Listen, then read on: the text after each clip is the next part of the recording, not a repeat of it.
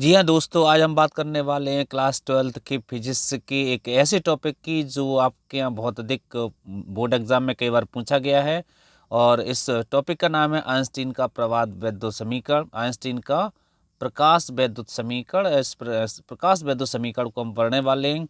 आप लोगों को बता दें, ये प्रीवियस ईयर के पेपर में आपने बहुत बार देखा भी होगा। आइंस्टीन का प्रकाश वैद्युत समीकरण कई बार ये क्वेश्चन पूछा गया है। और आज हम बात करने वाले हैं प्रकाश वैद्युत प्रभाव की ओर चलते हैं। सबसे पहले हम बात करेंगे प्रकाश वैद्युत प्रभाव की। तो प्रकाश वैद्युत क्या प्रभाव क्या है, तो आप यहाँ पर देखेंगे जब किसी धातु की सतह पर, सतह मतलब उसके तल पर, सतह जब किसी धातु की सतह पर एक निश्चित आवृत्ति का, है ना, निश्चित आवृत्ति का प्रकाश डाला जाता है। प्रकाश की जो आवृत्ति है वो कैसी होनी चाहिए, निश्चित होनी चाहिए। निश्चित आवृत्ति का प्रकाश धातु की सतह पर, धातु होनी चाहिए। ऐसा नहीं है कोई हमारे पास में धातु हो या पदार्थ हो, ऐसा नहीं, यहाँ पर ध्यान रखना है, कोई धातु होनी चाहिए। जब किसी धातु की सतह पर एक निश्चित आवृत्ति का प्रकाश डाला जाता है तो धातु की सतह से इलेक्ट्रॉन का उत्सर्जन होने लगता है। धातु की सतह से क्या निकलने लगते हैं, इलेक्ट्रॉन का उत्सर्जन होने लगता है। इलेक्ट्रॉन्स के बारे में पढ़ा होगा आपने। इलेक्ट्रॉन्स पदार्थ का एक सूक्ष्म कण होता है जिसे हम मूल कण के नाम से भी जानते हैं। ये क्या करते हैं, इलेक्ट्रॉन उत्सर्जित होने लगते हैं। तब ये घटना क्या कहलाती है, तब इस घटना का नाम है प्रकाश वैद्युत प्रभाव। तब इस घटना को क्या बोलते हैं, प्रकाश वैद्युत प्रभाव कहते हैं। बस इसी चीज़ को ध्यान रखना कि आखिर प्रकाश वैद्युत प्रभाव क्या है।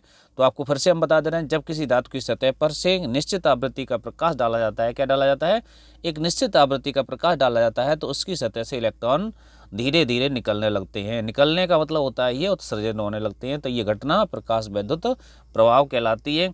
आगे इसी श्रृंखला में हम वैसे तो बात करने वाले थे, यहाँ पर आप देख रहे हैं आइंस्टीन का प्रकाश वैद्युत समीकरण। आइंस्टीन के प्रकाश वैद्युत समीकरण की बात करने वाले हैं। चलिए आगे क्यों चलते हैं, अब आगे देखेंगे। अगला जो हमारे पास में इसी में जो टॉपिक हम आपको बताने जा रहे थे, सिद्ध करने जा रहे थे, उस टॉपिक को थोड़ा समझ लीजिए। सबसे पहले यहाँ पर बेटा जो प्रकाश है, आइंस्टीन ने ये बताया था कि प्रकाश जो है फोटोन के रूप में चलता है। फोटोन मतलब होता है प्रकाश के जो कण हैं उनके एक समूह को हम फोटोन्स कहते हैं। और एक फोटोन की एनर्जी के लिए उन्होंने जो सामान्य फॉर्मूला यूज़ किया था, ई स्कल। एक फोटोन की एनर्जी को अगर हमें कैलकुलेट करना है तो ई स्कल यहाँ पर फॉर्मूला जो यूज़ करते हैं वो एच न्यू होता था, ठीक है ना। ई स्कल एच न्यू, एक फोटोन की, किसके लिए, एक फोटोन की ऊर्जा ज्ञात करने के लिए हम इस सूत्र का यूज़ करते थे, ई स्कल एच न्यू का। यहाँ पर ई एक फोटोन की एनर्जी, एच प्लैंक नियतांक और न्यू उस फोटोन की आवृत्ति कहलाती थी। तो यहाँ पर भी आपको इसी तरीके से हमने एक समीकरण यहाँ पर लिया गया है, एच न्यू स्कल W plus E K. W क्या है, डब्ल्यू बेटा हमारे पास में कार्यफलन होता है। कार्यफलन क्या है, जब किसी धातु की सतह पर प्रकाश डाला जाता है तो कम से कम वह न्यूनतम आवृत्ति जिससे इलेक्ट्रॉन उत्सर्जित न हो, तो उसे हम बोलते हैं कार्यफलन। कार्यफलन को यहाँ पर डब्ल्यू से प्रदर्शित किया गया है। किससे प्रदर्शित किया है, डब्ल्यू को। और ई के क्या है, ई के हमारे पास में है अधिकतम गतिज ऊर्जा। अधिकतम गतिज ऊर्जा को ई के से प्रदर्शित करते हैं। जब ई के का मान, ई के स्कल एच न्यू और माइनस डब्ल्यू होता है। ई के स्कल क्या होता है, एच न्यू माइनस डब्ल्यू होता है। ई के स्कल एच न्यू माइनस डब्ल्यू होता है। अब हम यहाँ से क्या कर सकेंगे, जो एच न्यू है वो हमारे पास में एक फोटोन की एनर्जी कहलाती है, जिसे हम ई बोल सकते हैं। और डब्ल्यू है वो हमारे पास में क्या कहलाता है, कार्यफलन। यहाँ पर सारे सिंबल हमने दिए भी, आप जैसे एच प्लैंक नियतांक है, न्यू आवृत्ति है, ये जो सिंबल है हमारे पास में दिया गया है इसे न्यू बोलते हैं, ठीक है। डब्ल्यू क्या कहलाता है, कार्यफलन कहलाता है। और ई के जो है अधिकतम हमारे पास में गतिज ऊर्जा कहलाती है।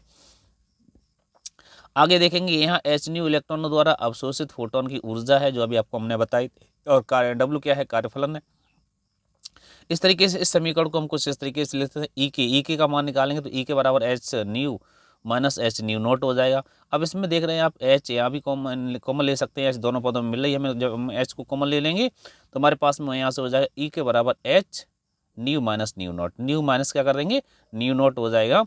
इसमें ई के की जो वैल्यू है, ई के मतलब गतिज ऊर्जा होती है, और गतिज ऊर्जा के बारे में आपने पढ़ा, गतिज ऊर्जा बराबर होता है हाफ एम बी स्क्वायर।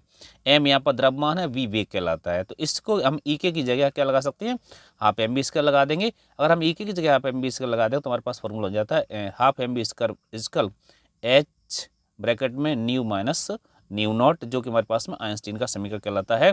इसी समीकरण का कुछ रूप ये भी हो सकता है जो आपको बताया गया, H nu square 1/2 M B square plus nu naught. हम क्या करेंगे, यहाँ से जो डब्लू है, डब्लू को इधर ले लेंगे, किसके साथ में, गतिज ऊर्जा के साथ में। जब गतिज ऊर्जा के साथ में लेंगे तो हमारे पास में एच न्यू का मान यहाँ से कैलकुलेट किया सकता है। इसको तो ये हमारे पास में एक फोटोन की एनर्जी जिसको हम ई कह सकते हैं वो कहलाती है। और ये अधिकतम गतिज ऊर्जा हो गई, ये हो गया उसका कार्यफलन।